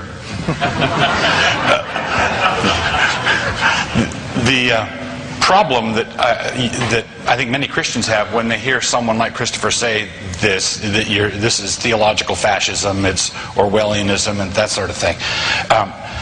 We want to say as Christians, our immediate reflex action is, no, we're not. We're not trying to be wicked. We're motivated by love. If we believe these things, then surely we're going to share the good news with others. So this is not motivated by wickedness. No, we're not wicked. We're not delusional. I used to be delusional. I used to take drugs all the time until Jesus saved me, and that sort of thing. We try to answer it at that level. But I want to encourage you and leave this with you. When Christopher says wicked, delusional, idiot, says who? In what universe? What universe? What does the universe have to be like in order for wicked, delusional idiots to exist? All right? What kind of world is that? It's not a time and chance materialistic universe. In a time, chance, matter and motion universe, there's no such thing as a wicked, delusional idiot. There's no such thing. Christopher is telling you these things, but he doesn't have a chair. He's floating up here. I tell you, come look. There's no foundation for his moral claims. There's no foundation for what he's saying. And so consequently, it's good polemics. Christopher is a gifted wordsmith. He's a gifted wordsmith. But he's got these moral judgments suspended from an invisible skyhook somewhere. And I don't know where the bolts are. So I don't have to be a particularly good wordsmith to point out to you what you must have noticed. I had to come all the way to Dallas to be told that because I don't believe in the supernatural, the material world doesn't exist. Because I don't believe in the supernatural, I haven't got a chair to sit on. I mean, I'm sorry, Douglas, I've heard you do better than this. Now, so Mr. Dennison. That was an analogy. Mr. Dennison, I don't want to seem insensitive, but the friends of yours who are undergoing this distress, but I want to draw attention to something that you said. You said that their belief in Jesus, in their suffering, was their only hope. In other words, what you're saying, what you're asking me and others to believe is that if Christianity is false, these people have no hope. Now, do you really mean that? Would it be the case that if Christianity by chance was found to be just one of many other man-made faiths, a case for which I think can quite strongly be made, that it isn't really that much different from all kinds of other religions that humans have invented for themselves, that we would therefore be condemned to utter despair? There'd be nothing to hope for, nothing to live for, nothing. This is a counsel of despair. Mm-hmm. It's both too arrogant, it seems to me, too coercive in its implications, and also too abject, too slavish. It seems to me to exhibit both those deformities. I'm not an admirer of C.S. Lewis, but I did think it was very brave of him to say, I'm going here to the delusional point, very brave of him to admit that if Jesus of Nazareth was not the Son of God, the incarnate Son, the Redeemer, if he wasn't that, then his doctrines, his teachings, were the ravings of an evil, mad person. Amen. But you cannot say, as people like Thomas Jefferson and the deists used to say, he wasn't divine, but he was a great moral preacher. No. These doctrines are immoral. They say, leave your family. Don't care about the morrow. Don't care about thrift or investment or your loved ones. Do give up everything. Follow me, because the earth is coming. This veil of tears is coming to an end very soon. And vicarious redemption is available. And you'll go to hell if you don't do everything I say. And these would be delusional, idiotic ravings, and Lewis was brave enough and honest enough, for once in his writing career, to make this clear. 1 minute. 1 minute. Okay, now I'll close on Douglas's question to me, because it was a good challenge. He says, why do I care particularly about things like the Inquisition or the Crusades? I would add the Jihad. And so, why do I find these things more repulsive than others? I'll give you a simple answer. There's enough trouble from people who want to run my life, from people who want to tell me what to do, to take my property, to order me about, to tell me what books I can read, who I can sleep with and in what position, what food I can eat or not and on what day. There's enough coercion and threatened coercion without some other close relative of a chimpanzee, some other primate telling me that he's got the right to tell me these things because he's doing God's will. The initial emancipation, the first emancipation an intelligent human being has to be able to come up with is this. The beginning of freedom and liberty is to say, there isn't a human who can do that to you. There is no human who knows God's will. There's no human being who can appoint himself and say he's got God on his side, and that's why he has the right to tell you what to do. This is the first and greatest of our emancipations. All others flow from it. You'll all feel very much better when you let go belief in the celestial North Korea. Thanks. Bill. Well, as I look at my notes from our discussion today, I see on the one hand about 10 arguments that have been offered for theism or Christian theism, almost none of which have been responded to or refuted. The argument from contingency for why something exists rather than nothing. The argument from the beginning of the universe, explained in philosophy and cosmology. The argument from the fine-tuning of the universe was not answered adequately. The mere mortality of human beings doesn't in any way show that the universe was not fine-tuned for the existence of intelligent life.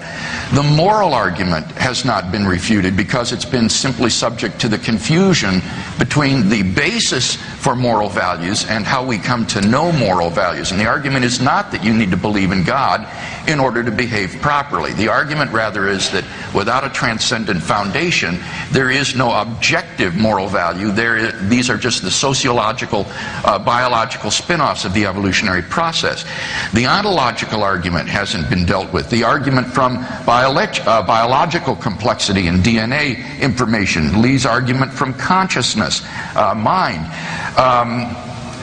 Doug Wilson's argument from the impossibility of rationality in a naturalistic universe in which everything is just fizzing rather than the result of rational thought. And finally, Dennison's appeal to self-validating experience.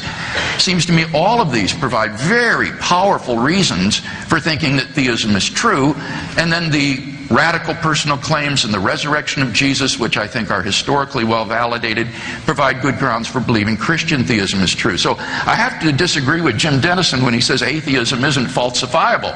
On the contrary, I think it is very plausibly falsified, not simply falsifiable. It is falsified.